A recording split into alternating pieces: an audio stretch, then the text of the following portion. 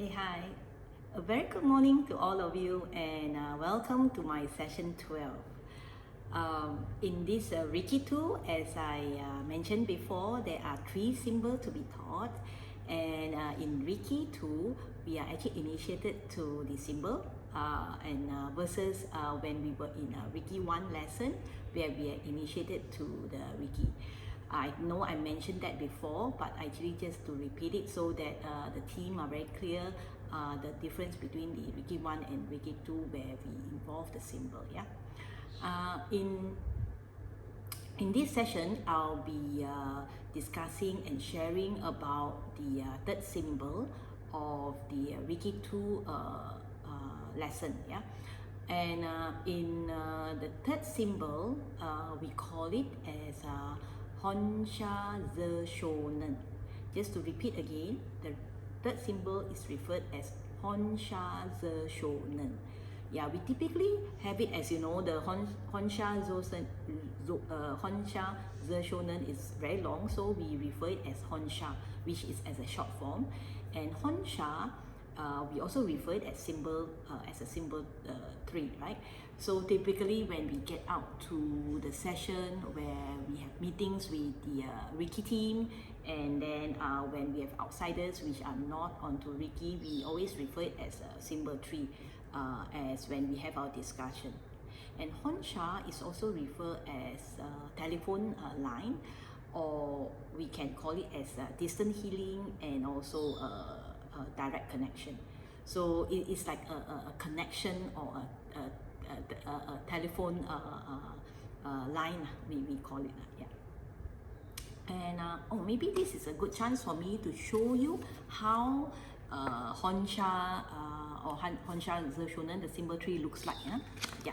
So this is how the symbol looks like as an image. Yeah, as an image, this is how it looks like. Yeah. So just now, as I mentioned before, or I mentioned earlier on the previous call, whenever we draw the symbol, right, we have to actually chant it 3 times. So when we draw it, we say Honsha, Honsha, Honsha to activate the symbol. Yeah. So to activate the symbol, we need to mention or to chant it 3 times. Yeah. And this is, I mentioned, this is the image, but importantly when we draw it, the direction and the sequence are very important. So I'm going to show you basically how it's been drawn and how it's how it's been drawn, and that's where the direction and the sequence are very important. So in Honsha, there's actually 22 lines altogether. Okay, so if you look at this image, there's 22 of them. Yeah. And how we can draw this? We actually can draw this by the hand and also by my eyes.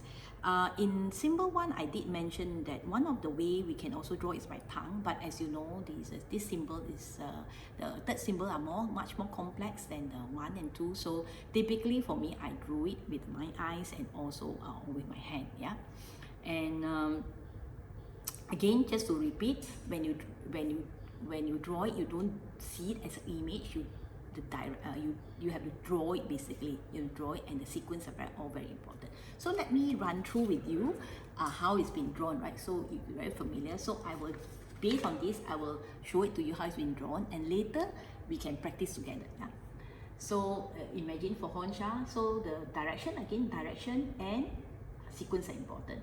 So to draw it, 1, 2, okay, 3, 4, 5, 6, 7, 8, 9, 10, 11, 12, 13, 14, 15, 16, 17, 18, 19, 20, 21, 22.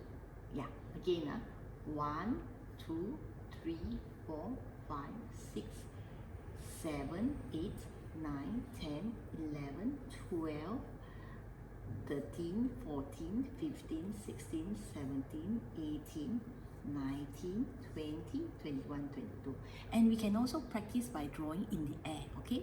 We can practice by on the air. So let me show it to you. Just step back a bit, and then we can draw it. Yeah, we can draw it. So if you draw it in the air, it's like, you know, I draw it maybe at this angle so that it's much clearer to the team. So we have 1, 2, 3, 4, 5, 6, 7, 8, 9, 10, 11, 12, 13, 14, 15, 16, 17, 18, 19. 19 is just one stroke, 19, 20, 21, 22. Yeah, so this is how it's been drawn. And symbol, as you know, these are more complex than the one, so I think the more practices are really required. Yeah, from that perspective. Yeah, and again, just to repeat, remember the sequence and also the direction for this Honsha. Yeah, and let's maybe move on to the next stage, because actually, okay, just to repeat, because the symbol is pretty complex, right? So if we make a mistake on certain lines or certain example, when you start and then you start drawing this, like example, when you start like 1, 2, and then 3, 4, and then 5, 6, and then suddenly when you reach 7, you drew it wrongly. So you don't have to start from the 1, you can actually start from the 7. Yeah, so meaning that if you make a mistake, you go back to the last correct line. You don't have to, you don't need to start all over again. So is basically that it kind of, whatever you drew, it kind of been there, and then you kind of repeat the area that, or repeat the lines that you make a mistake. Yeah, okay. And if you will realize that sometimes, because of the complexity, sometimes when as we practice and then we are not getting certain results that we wanted, my advice is we take a frequent check, kind of checkpoint. That means basically you go back and check the symbol frequently, and to see whether we are making it correctly. So when I started drawing Honsha, right, Honsha was the most difficult one for me also. Symbol 1, symbol 2 was much easier. So when I did the Honsha, I realized that I've been using it for 1-2 months, and then when I went back and referred, I realized I missed out one stroke, which is the 18. So sometimes you see that you've been using it, and then as early when we are practicing it, we realize that we take it for granted that after 1 or 2 months of practicing, we will remember the whole sequence and the whole direction correctly. But you will be surprised that after 2-3 months, and then we miss out one item, and then for the last 2 months I've been drawing the Honsha, missing out line 13, sorry, line 18, right? So yeah, so my advice for this is to go back and kind of check it frequently, especially when we are early user, yeah, or early practitioner, yeah. And even now for me, I do not check that often anymore, but once in a while when I start sharing or teaching, right, I still go back to my document to check, to make sure that I put everything in place. Yeah, just like example now, right, I'm sharing with the team, and then I'll just make sure that all are in place, yeah, to be shared, to be so just now, as I mentioned, right, the Honsha itself is very difficult, not difficult, but it's more complex. So, and you see that it's also in a one whole line. If you look at the symbol 1, symbol 2, I just recall, maybe this is an opportunity for me to share again the symbol 1, symbol 2. So if you can recall, symbol 1, chakra is this way. So it's just like one image, right? one symbol, right? So it's just a symbol of 3 strokes. And then if you look at symbol Seiheki, symbol 3, you look at it, it's so simple. Oh yes, and just a reminder, I realized when I shared it during my previous session, this was the original drawing, but just to be mindful again, just to be careful, this particular Seiheki, when you do the first line, if you look at it, the curve is this way, yeah. Okay, it doesn't have the curve doesn't been so deep. It's not so deep. It's just like this way. So it's just to remind the team again. Yeah, this is for the second symbol, the CHK. Yeah,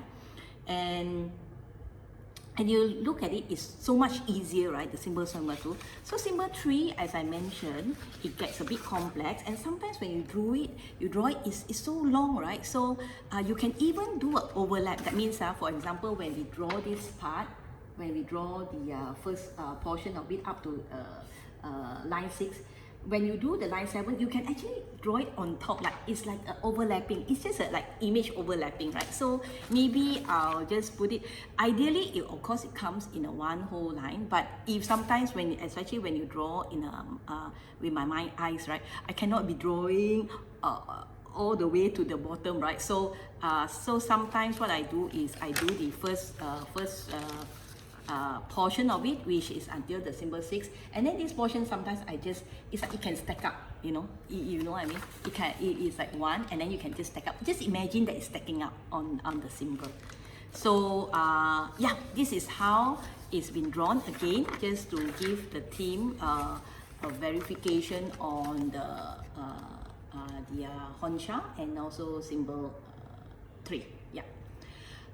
Sorry, just spending a bit of more time on the symbol 3 because I think it's complex, and I realize over my own practices, I do make more mistakes on the Honsha 3 when I started doing the symbol 3 when I started. So that's the reason why you see that I spend more time trying to explain the drawings, and also the lines, the sequence, the direction, and how it's been used. Yeah. Okay. And next, Honsha is actually, like I mentioned, right? We call it like a telephone line or direct connection. And this symbol, we also call it as distant healing. So distant healing means that you can actually connect to basically you can transmit the energy instantly through distance, and this particular one is also very key, is we can actually transmit it through time and space. So there's no meaning. Time and space means we are talking about regardless of time, present, future, and past. I'll talk about more detail about it later. This is one. And second is space, means that you can go into a person don't have to physically with us. We can actually send the energy across to different part of the world, and also and also, yeah, that's what it meant from a space perspective. Yeah.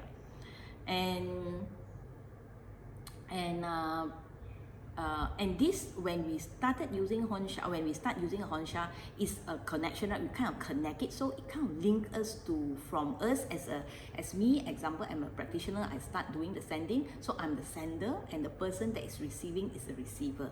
Yeah. So when we send, we actually get connection from between the sender and the receiver.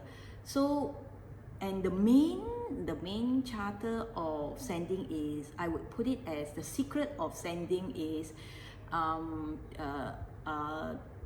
secret of sending Reiki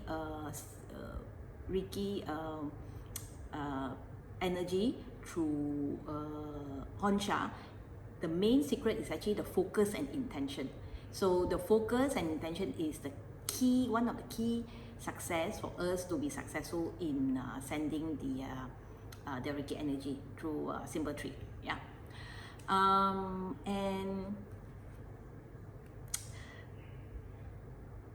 And Honsha, okay, Honsha is always in combination. When we use it, is in a combination with Shokari actually. So remember when I spoke about the 4 usage of the symbol 1, if you can recall, I won't run through the symbol 1 4 usage again, but one of the key important symbol 1 is actually empowerment of symbol 1. So one of the key usage of symbol 1 is empowerment. What it means is actually it used to empower other symbols too. So this is the symbol 1, like I mentioned, and we use it to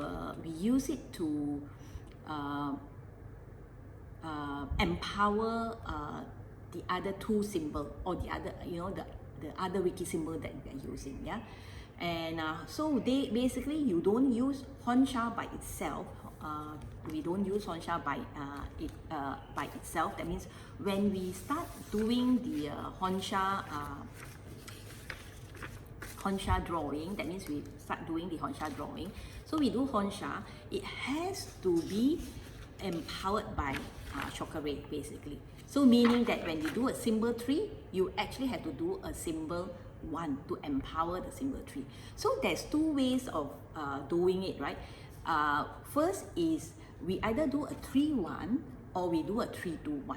Yeah, 3 is to that means when we draw this symbol, when we draw the Honsha symbol, we chant it Honsha Honsha Honsha, and then we do a symbol 1, which is Shokare Shokare Shokare. And the other way, which what I practice most of the time, is we do a 3-2-1. That means what we do is we do a Honsha symbol 3, and then we do what we call not Shokare, Seiheki as symbol 2, and then we do a Shokare. Yeah, so we call it a 3-2-1. So when we do ascending, we do a 3-1, and this is my common practice. But like mentioned again, you can do a 3-1, and you can actually try 3-1 and 3-2-1 and see which one is more comfortable. For me, I've been doing 3-2-1 and I'm very comfortable with it, because when you put a symbol 2, you also sending the harmonious energy into the symbol. So it and the symbol 2, which is Seiheki, it helps to harmonize whatever you're sending, and also it address the emotional level. So if you look at it, it adds a value to it. So, and I find that 3-2-1 is more effective for me. Yeah. So again, like I mentioned, you can actually try and do it and see which makes which one becomes more effective for you. Yeah, and then you can move on with, or you can get comfortable with 3-1 or 3-2-1. Yeah. So this is related to how Honsha is being kind of used and not used, like kind of been you start to activate the symbol. Yeah. Let me take one step back. Actually, I just want to do a bit of comparison between the Reiki 1 and Reiki 2. So Reiki 1, if you can remember, when we talk about the Reiki 1 iceberg, right? When we try to address an issue or symptoms. So I won't talk much of the iceberg again, but if you remember Reiki 1, we talk about chipping off. That means if you have an issue, if you have a symptoms that is happening, you know, and then you do not know what is the root cause, right? So in Reiki 1, when we use the hands-on, it's actually very at the physical level. And if you look at iceberg, right, Reiki 1 will kind of chip off the bottom of the iceberg, right, the kind of the cause bits by bits. When we start using Reiki 2 with a symbol, right, if you just imagine, right, it's like a blasting off, you know, it's like do a big blast, you know, it address the base of the iceberg, but giving a very big blast, you know, into the iceberg. So if you understand that when we do ascending, using a 3-2-1, right, we also actually go direct to the base of the iceberg, and it is more effective when it's much more effective comparatively when we do Reiki 1 just purely at the physical level. Yeah. So in Reiki 2, when we start using, whether you use hands-on or you use sending, right, you start using the symbol. So this is what I wanted. I think maybe I might have missed out in my previous session to put a bit of more example and focus into the iceberg. Yeah. And like I mentioned, right, it goes across time and distance. So I would say this sending of Honsha is very, very powerful, and it works, you know, from Reiki 2 together with all these 3 symbols. It kind of works from inside out for us, like I mentioned, like the blasting, and comparatively to the Reiki 1. Yeah. So I hope that, you know, this will take us or take you to a deeper kind of enhancement in your practices. Yeah. I did mention about the direction and the sequence, which is important, right? So remember, I was talking about the direction. So sometimes if I realize that, as we practice, if we miss out, like I mentioned, that if we miss out the direction, or we miss out some of the lines, it's okay to kind of go back to the where it was correct line before. The reason is because if we do a wrong drawing or the wrong sequence or the wrong line, right, you'll realize that the signal or the connection are weaker or not effective. So sometimes, when it's like telephone line, right? It's like if you take it analogy of telephone line, trying to use a telephone line to connect. If you dial the wrong number, you dial the wrong the digit, you sure not get into the person or the receiver side. So I think if you have that in mind, you will realize that the direction and the sequence are very important to get to the receiver. Yeah. And the art of sending is, remember, I talk about focus and intent, or focus and intention. That's number one. And also the other one is pure thoughts. When we send it with what I mentioned, we send it, we give the focus, we give the intention, and also our thoughts has to be pure. I mean, there's no malicious intent when we send it. That means we send it with a pure thoughts, and the third one is actually with love and joy. That means when we send it, we have the intention to have the receiver to receive it with love and joy, and not that we trying to gain any credits, or trying to show that we are or try to be too proud about our sending. So again, focus, intention, and pure thoughts, and love and joy. So if you put that three item in the right focus, or like means I said focus and intent is one, pure thoughts, and then joy and love as a third one. If you put these three concept or three secret in mind, right, then our sending will be very successful. Yeah, and very effective.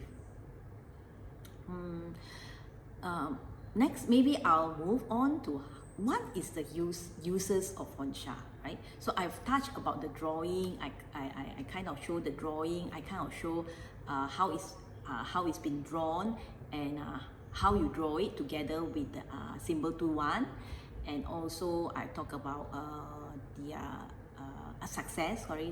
secret of success sending.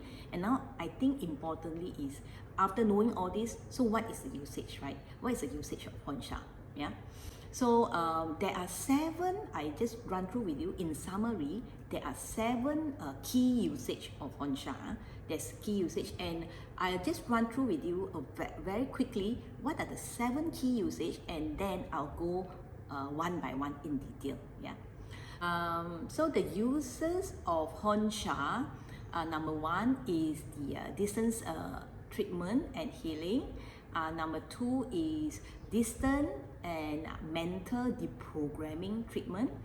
Number 3 is send Reiki while treating others and ourselves. Number 4 is sending Reiki to the past, present, and future. And number 5 is send Reiki to concept or relationship or affirmation. Number 6 is communing with others.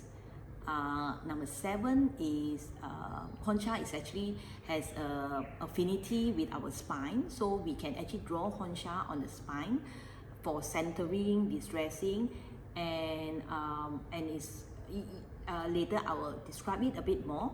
But just bear in mind that when we do the drawing on the back of the person, it's only for the person that has already been initiated to Reiki 2 symbol. Yeah. Just another same reminder, right?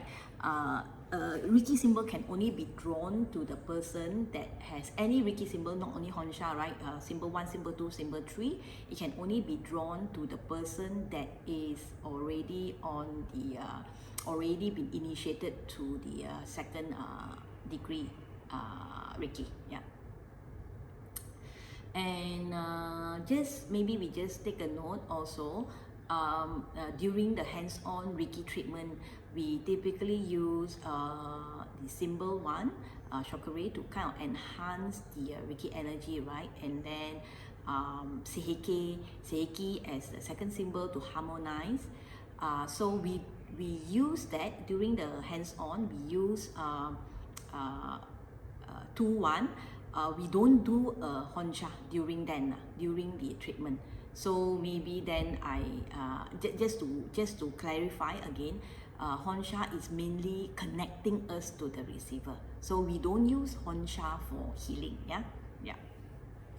Okay, let me talk a bit more about the uses of Honsha in more detail. Like I mentioned there are 7 key uses on Honsha. So I will run through one by one. Yeah.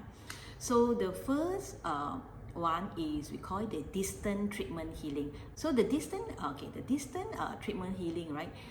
So it's very important, right? So example today, I just give you, when you do when we are in Reiki 1, right? Reiki 1, we do a treatment physically when the person is with us. That means physically a person, we do a hands-on.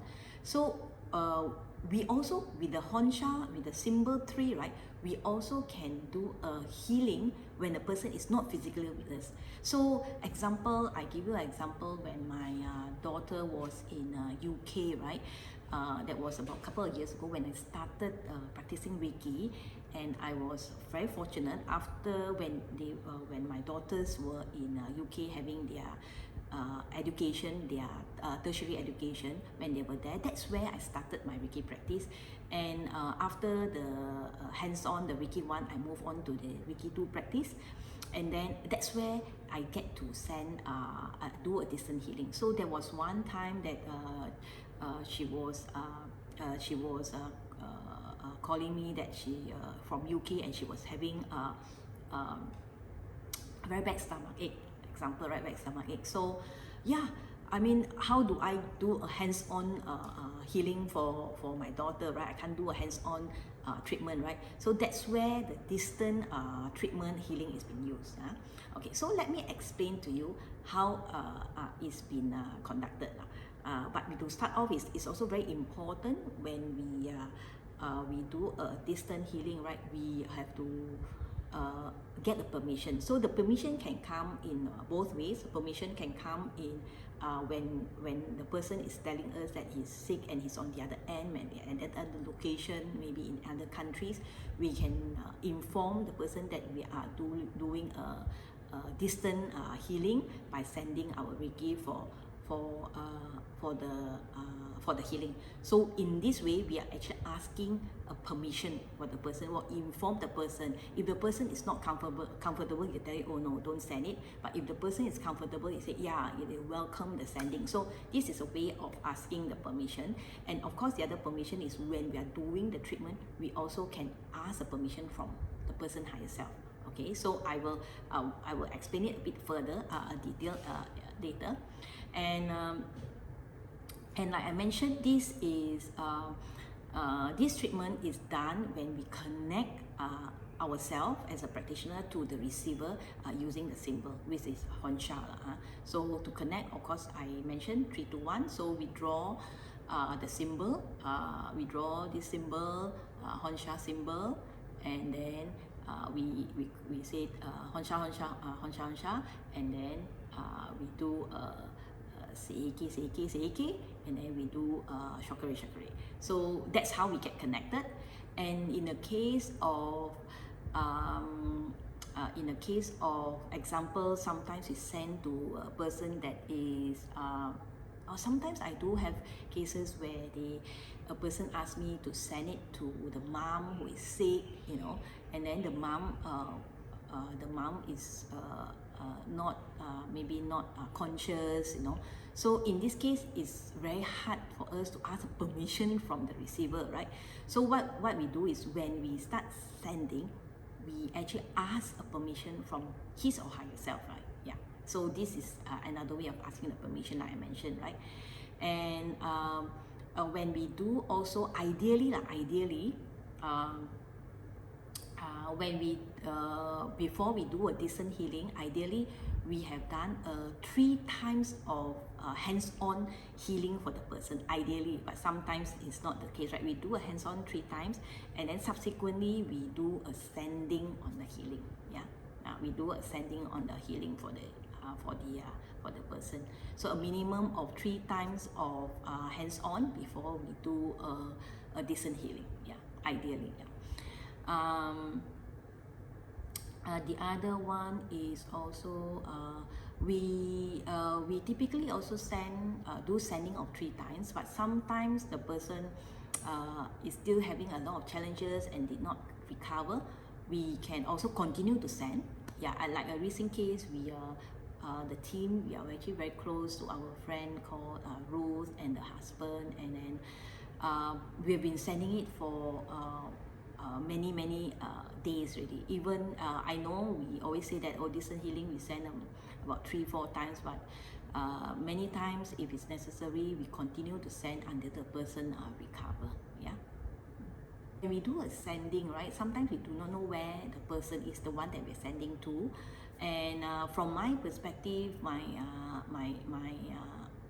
sending is, I like to send it during the evening, later in the evening or early in the morning, where the person are not superly active in their doing of any other their own activities, right? So we do not want to send certain energy and they get a surge of energy, and they get certain unforeseen surprises, coming up. So is for me is ideally, if we are not very familiar with the routine of the receiver, it's best that I send it in the evening or send it in the morning. And also this is my practice. Most of the time I send either before I get to bed or when I wake up in the morning.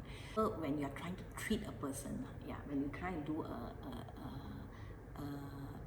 a healing for a person, so the morning and the evening will be better. And always use, and the other thing is, when we do a treatment for a person, remember also to use the protection phase. That means may this energy be used to his or her highest good.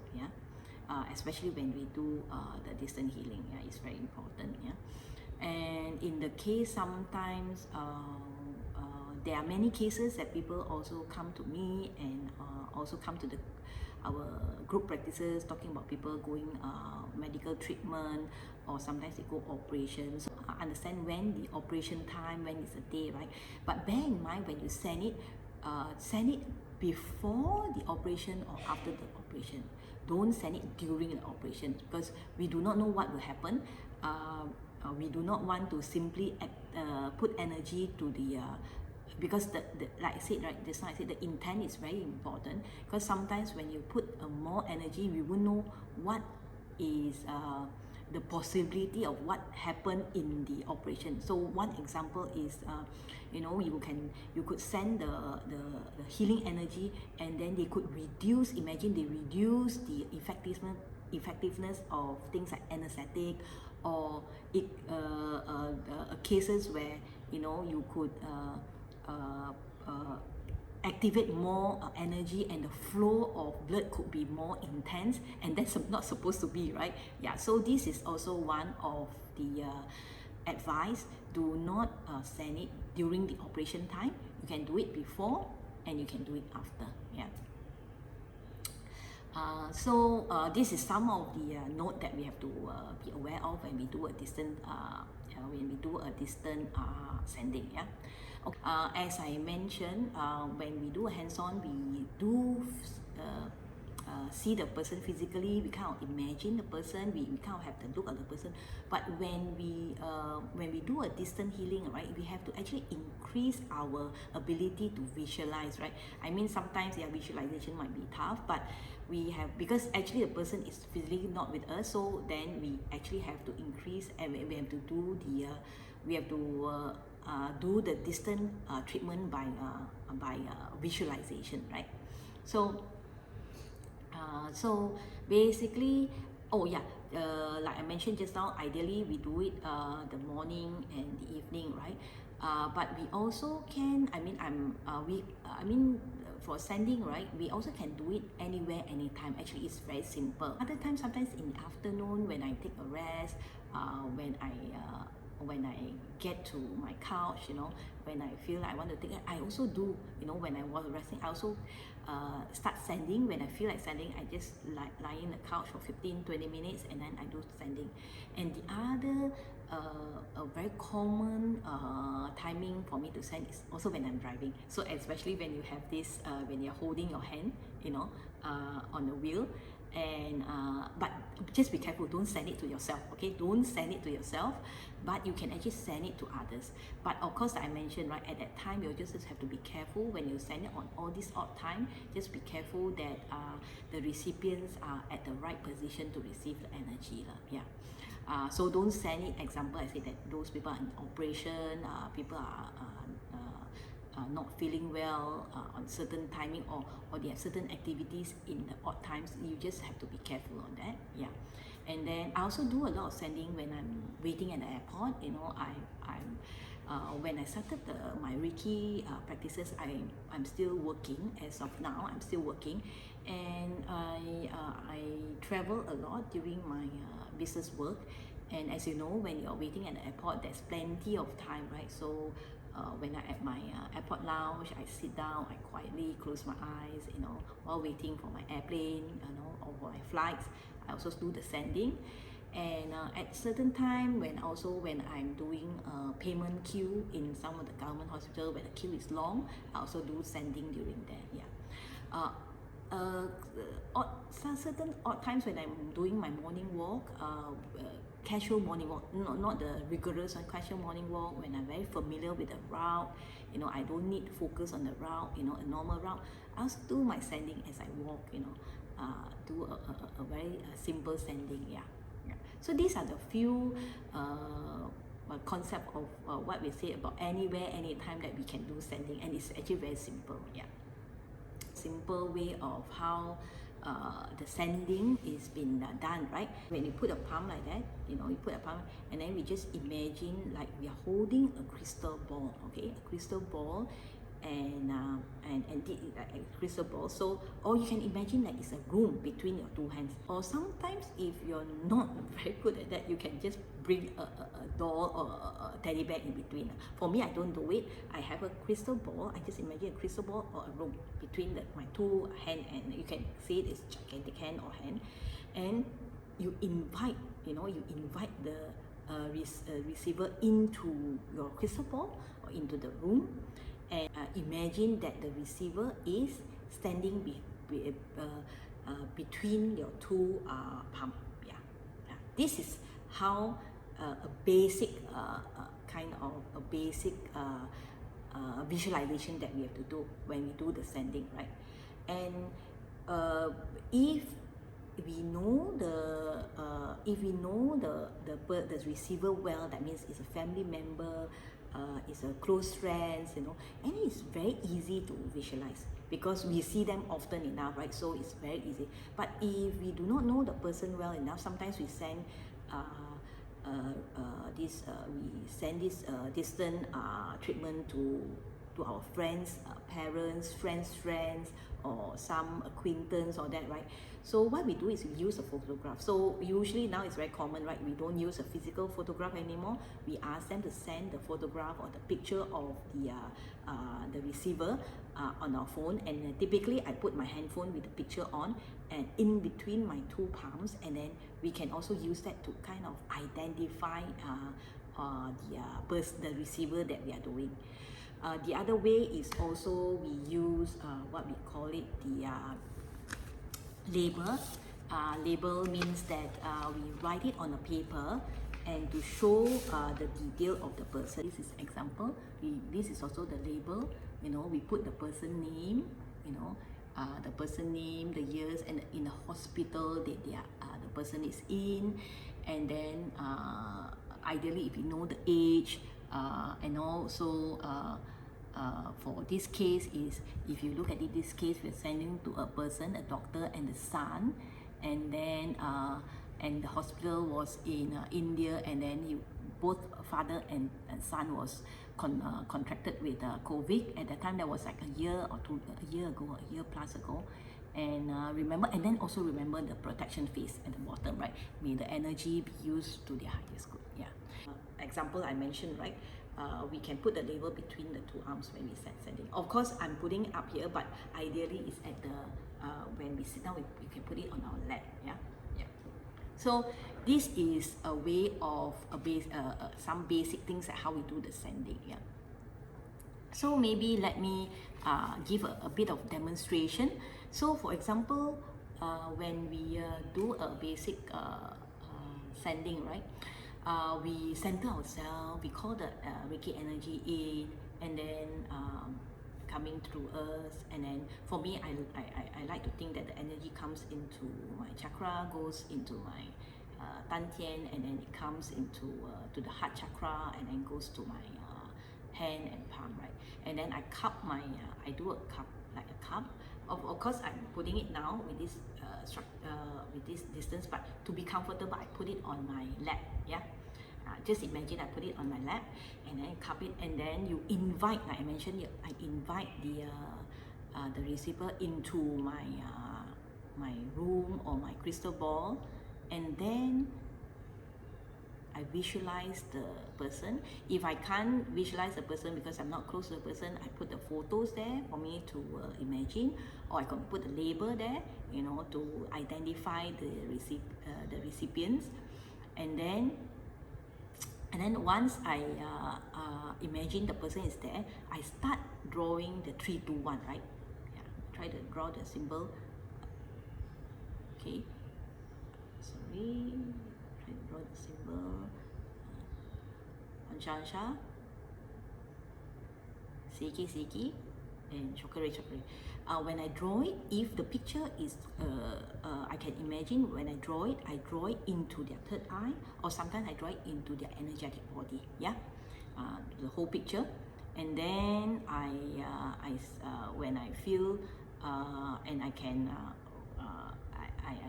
usually I station it for a while, and then I kind of ask the permission to the highest good, and if I feel that I don't feel comfortable, I feel some blockage, I just say, I stop and I just say thank you. Yeah, I just say thank you.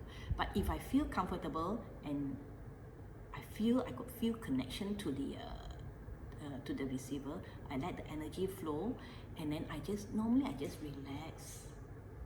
Yeah, I just relax, and then I visualize, you know, I continue to visualize the energy going through, and then occasionally I draw a symbol 1, chakra at the back of my palm, both sides, and then kind of to energize and descending. Yeah.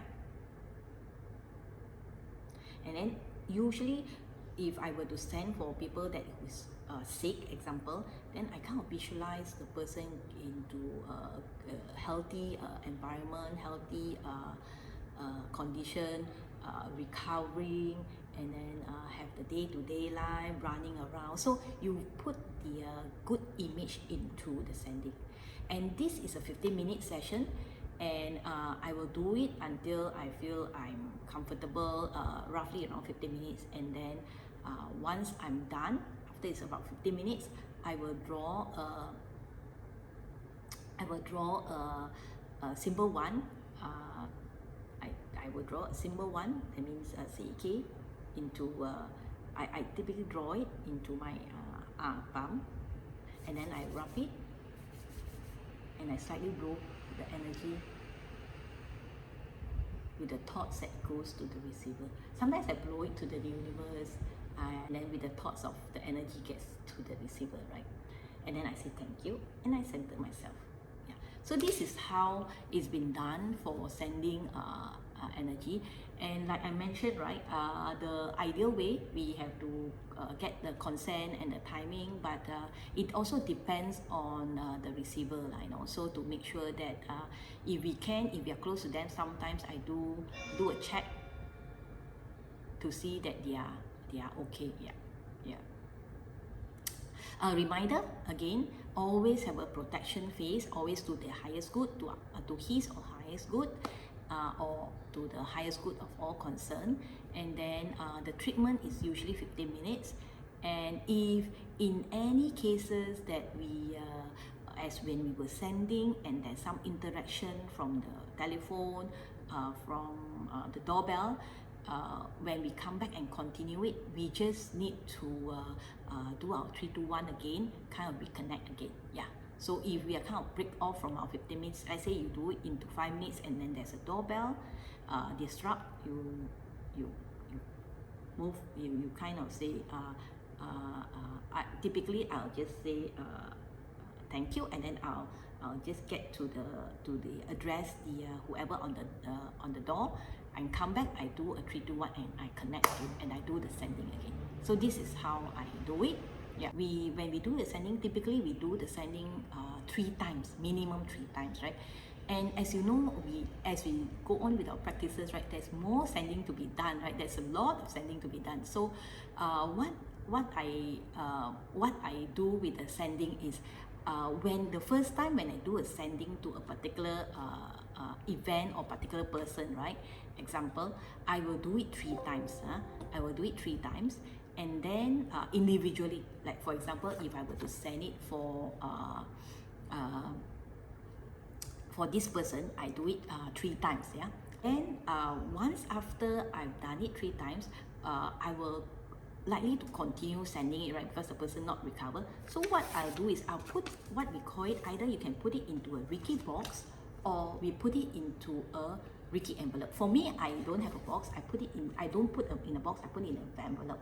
So this envelope will have like those that I want to continue to send after the 3 times. So when I do a sending, I can put this envelope on my lap, and then I do the same sending, and I will send it to all in the box. That means I'll send all in the box. So I do the same cupping again, and then do the centering, the coupling, and then I'll send the energy to the box. So whoever is in the this envelope or the box will Reiki envelope or Reiki box will get the Reiki energy for 15 minutes, and I will, as and one within these 15 minutes, as and whoever comes into my mind, whoever in the box, I'll just imagine the way they're recovering, or imagine they're at a better state, all that. So what we call is sending it to the group.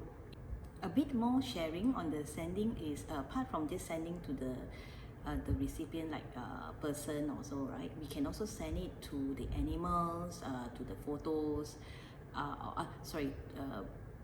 not photos. We also send it to the animals and plants by the photos of those animal and plants. Some there are animal lovers, there's plant lovers. They want to help their pets to recover on certain pain, or they also want to help to revive certain plants that is dying. So these are the things that we also can send.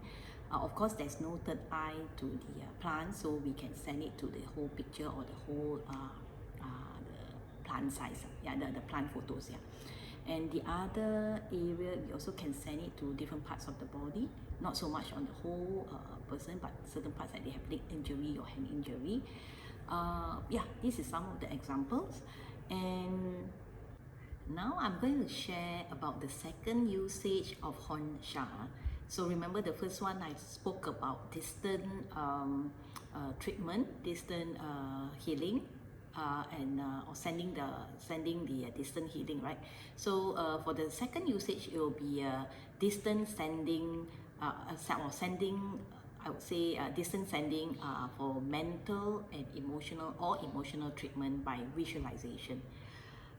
During the session on symbol 2, if you can recall, I did share about the mental and emotional treatment, and in that particular session, I talk about the hands-on mental or emotional treatment. So for this, with this symbol tree, right, we can also do a distant sending for mental emotional treatment for by visualization, meaning that the whole process is the same in that sense from the perspective of using the concept, but now we are doing it from remote side. So maybe let me walk through the process so then you can kind of do a bit of comparison of what is the difference between the hands-on and also the distant sending. Yeah. So first, we center ourselves, call the Reiki energy in as the same, and then we visualize the person. Okay, we visualize the person that we want to do the mental treatment, right? And first we visualize it, and then as the same, I have this cupping of my hand. That means both my hands are cupped in this way. But as I mentioned just now, I'm putting it in this version. But to be comfortable, I will put this hand or the cup hand on my lap, yeah, on my lap. And then I will I visualize the person. I invite the person into the room or the crystal ball, yeah. So if I were to use, if I'm very familiar with person, I will do the pure visualization of the person coming in. But if I'm not that familiar, I can use photo of the person, or sometimes if you feel more comfortable, you also can use a photo of the person that you already met many times, and or label, okay, or label. Like I mentioned, I just want to give you a sample of label, right? So later I'll share more labels to the team. And then what we do is we invite them to the cup hand. So imagine the cup hand, you invite it to the cup hand, and over his or her third eye, I will do a 3-2-1 symbol. So I will do a 3-2-1, you know, and I'll do a Hansha Hansha, Seiki Seiki, and Seiki Seiki, and then Shokare Shokare. Okay, so I'll do 3-2-1. Mention the mantra three times every time I draw the symbol to his third eye. Okay.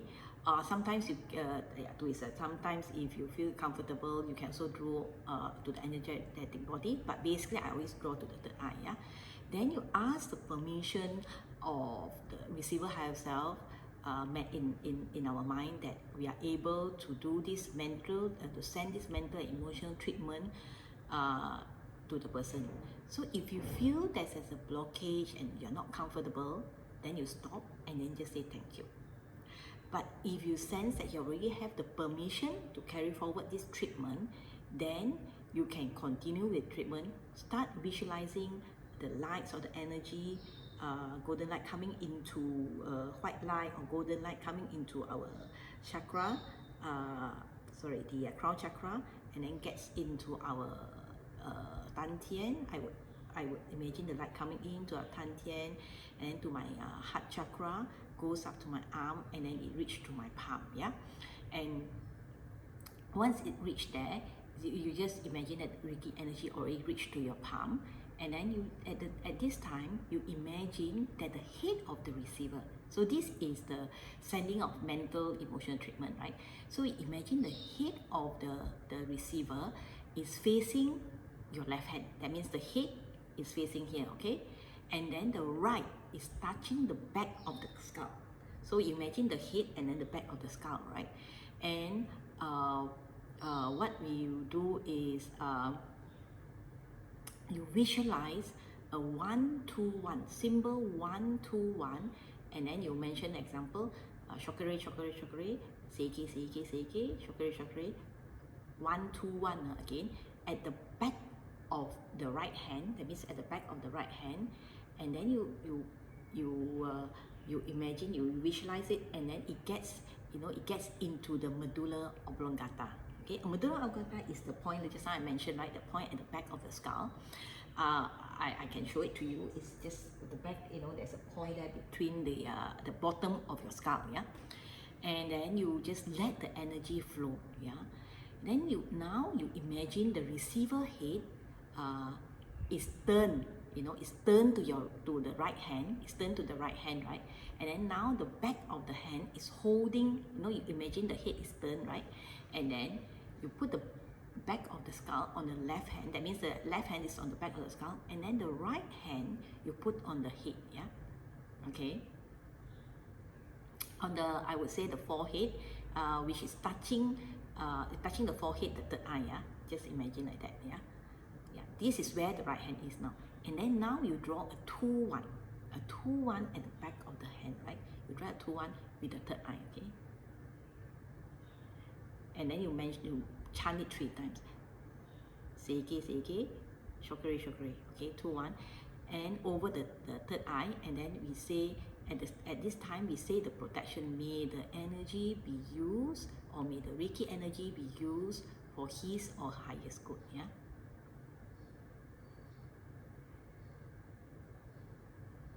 Okay.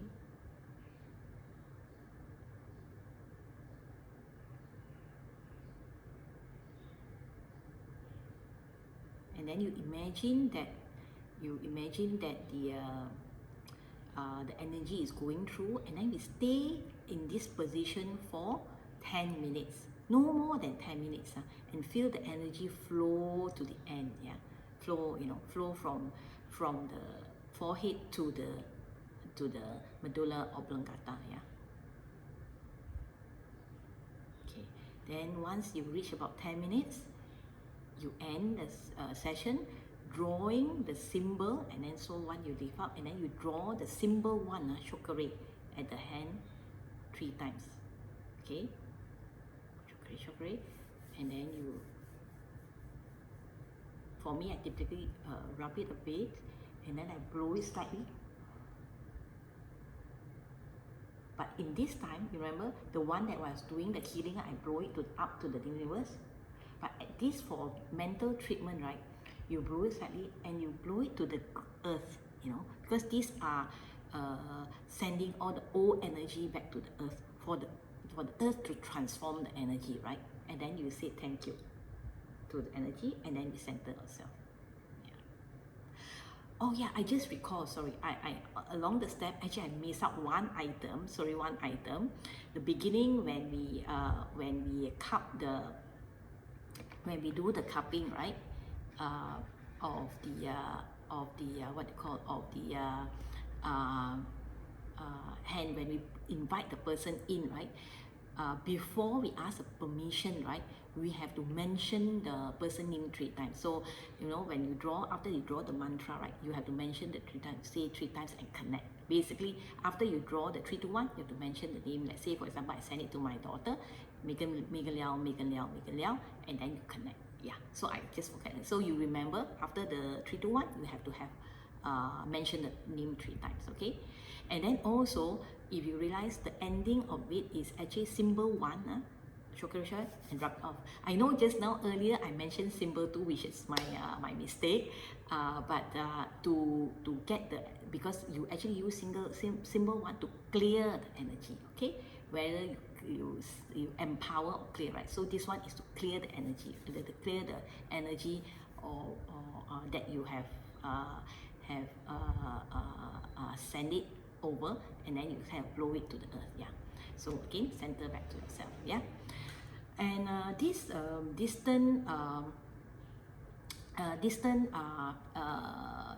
distant sending of emotional and treatment is also the same, like I mentioned before. When you were doing hands-on, you just don't simply do the emotional and treatment hands-on. You typically do the hands-on, the 12 body position together with hands-on, right? And it's only a couple of times after you do it and you feel that you don't get the result. That's why you are trying to treat at the emotional level. So same goes for this sending of the mental emotional treatment. You just for the start, you don't just send. You just don't do the distance sending of the mental and emotional treatment. You can do the sending of emotional treatment or healing first, And if you feel that it doesn't work and the recipients are open for the emotional treatment, you mention to them, then you start sending, yeah, because certain things, they might trigger certain areas that, you know, that is in their subconscious mind, that they have to be ready, you know. And on the other hand, it's also when we are doing this emotion treatment, we also have to stand by at the end of the phone, you know, in case there's some image or some image or trauma that is hitting them. We also must be able to help them, to walk them through, to address it for them, right? It's not that you just send and then let them manage it by themselves. We also have to be at the other end of the phone waiting for them in case they need our help, yeah. So yeah, so we have to be also more conscious when we are doing the distant sending mental and or emotional treatment, yeah. So on this aspect, on the emotional treatment, right? There's also another treatment that I did not mention earlier on the symbol during my symbol 2 session, but that's called deprogramming. So deprogramming, you can also do it, and that means at the hands-on, that means at the same location, physical location, or we also can do a distant deprogramming treatment by visualization, okay? So this is actually a similar technique of sending a mental treatment by visualization, except you say the affirmation phrase or affirmation statement 3 times instead of protection phrase, okay? So remember earlier when we were doing the sending of emotional treatment and visualization, right? There's one part that you talk about it is to their highest good, right? That is one part where you say that this is for their protection, basically. But in the deprogramming, it's been replaced by affirmation. So that means is almost the same, except one part of it is it differs, yeah. And while sending this visualization, right, you have to kind of visualize when, because deprogramming is trying to get rid of, basically this technique is kind of allow us to try to get rid of any obsolete programs, old belief, you know, or some trauma or some issue that we have been is been in our subconscious mind that's been stuck there. So we are trying to get our old belief or false belief, get it out of our mind, right? So this is like a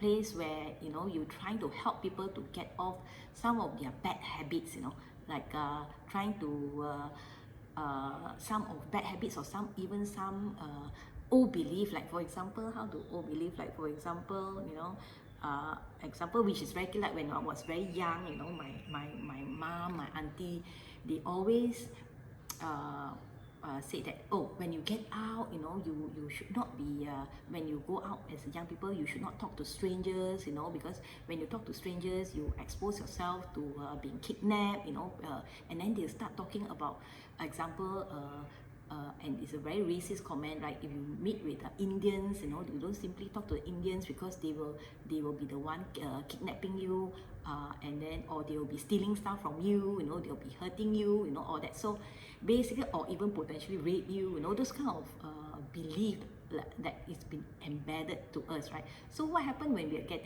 are adult, right? We start having this in the mind, and then when we look at all the strangers, especially people with dark skin, and then we start getting very scared, or we get very, and then we start. But when you reach 20 or 30, right, what does it mean to us when we see stranger, we don't talk to stranger? Then it creates a different different image or perspective of a person, right? So it's all this example of all this belief that sometimes as we grow, it no longer, what we call it, is like an obsolete advice, you know, obsolete belief that we should be taking it off our mind. So this is one example lah. So sometimes this is a very simple one, but there are more severe one, like where they impart, like for example, some kids, right, they when they are young, you know, the parents say that, oh, if you are not, you have to get, you know, you have to be good, you have to be